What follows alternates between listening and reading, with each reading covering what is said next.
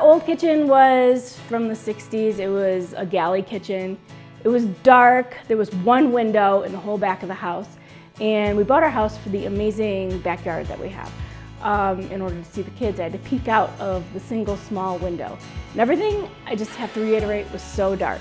Behind me, there was a stone fireplace, floor to ceiling flagstones, and it was also extremely heavy and dark. The new layout and the new windows, it's really like lightened the whole vibe of the house. It's an open space, kids can move like freely from one room to another. I know where everybody is better instead of being boxed in the tiny old kitchen. The spaces are more connected and it just kind of flows better. Like the energy is better, not to sound like super, you know, like new agey, but like just the flow of the house is so much better. And the connection to the outside is incredible. I can look, like I can be in the living room and see outside. I can be in the dining room and see outside. It just feels nice. And the mudroom, let me tell you, is life-changing. Like, just the kids have a place for all their things. Before, it was just literally in our kitchen.